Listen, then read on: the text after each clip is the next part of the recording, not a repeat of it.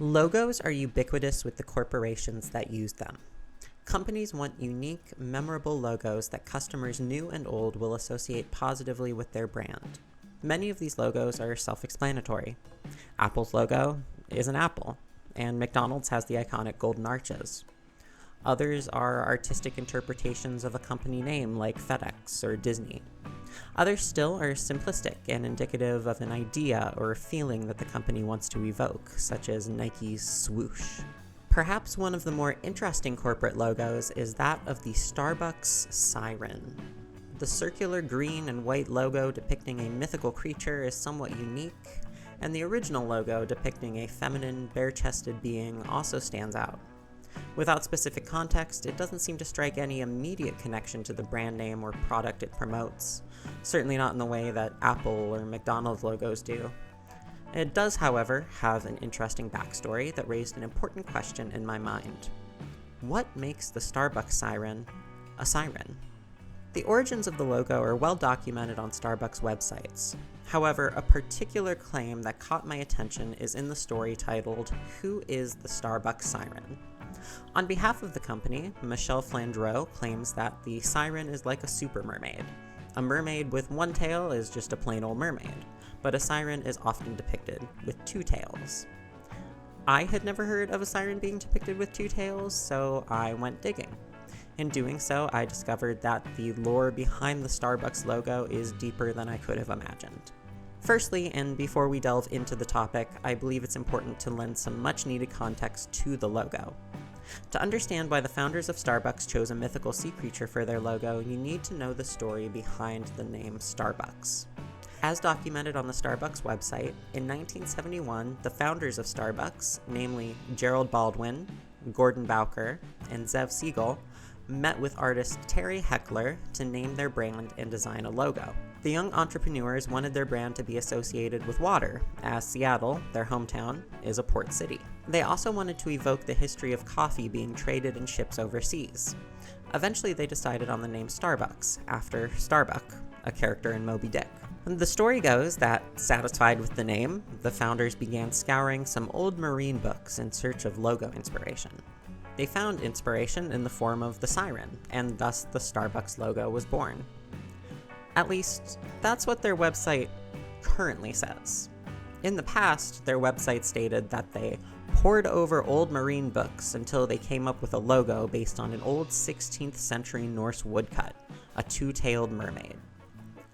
While the mention of a 16th century Norse woodcut was entirely removed in the 2016 version of the Starbucks website, there are still plenty of resources on the internet that mention this detail. Secondly, I'm not the first person to have been intrigued by the story behind the Starbucks siren. In 2010, a post on the blog Got Medieval gained some traction in publications like the Wall Street Journal and Slate. The post, written by Carl Peardom, was predicated on the idea that 16th century Norse woodcuts simply don't exist. Instead, the author concludes that the imagery was likely found in the 1971 edition of the Dictionary of Symbols. Slate provides additional detail that the author of Symbols, J.E. Surlott, borrowed the siren symbol from a 15th century German book. So it would seem that the imagery of Starbucks' original logo is indeed a siren. However, the book raises an important point. Depictions of sirens are not a monolith. They have been depicted in various ways throughout history. Classically, they were depicted as ugly bird-woman hybrids. It wasn't until medieval times, and even later during the Renaissance in particular, that they would be depicted as beautiful mermaid-like creatures. The Liber Monstrorum from the 7th or 8th century has one of the first descriptions of a siren as a mermaid-like creature. It states that sirens are sea girls with the body of a maiden but have scaly fish's tails, with which they always lurk in the sea.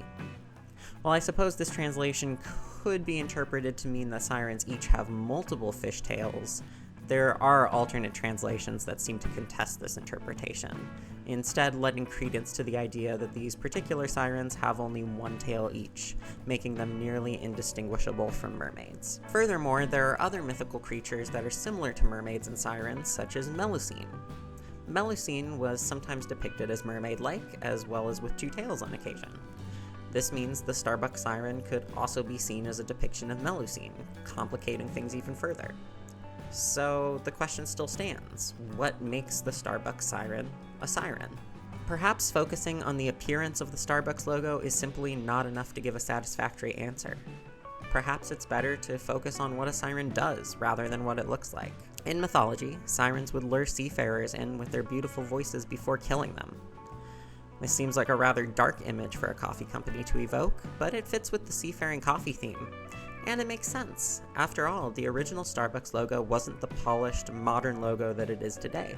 It depicted a feminine, bare-chested mythical being, the kind of image that wouldn't sit well with contemporary customers. It wasn't meant to be a media-friendly logo. It was meant to represent a story, a glorified depiction of sirens luring their victims not toward death, but toward the coffee that Starbucks sells. So, in the end, the design of the Starbucks logo can be argued. Whether it depicts a mermaid, a siren, a Melusine, or some other creature entirely. However, with the added context of the history of Starbucks, it's safe to say that the logo does in fact depict a siren. Not strictly because of its design, but because of the story that inspired the design. A story that is, perhaps, best left behind for the sake of corporate image.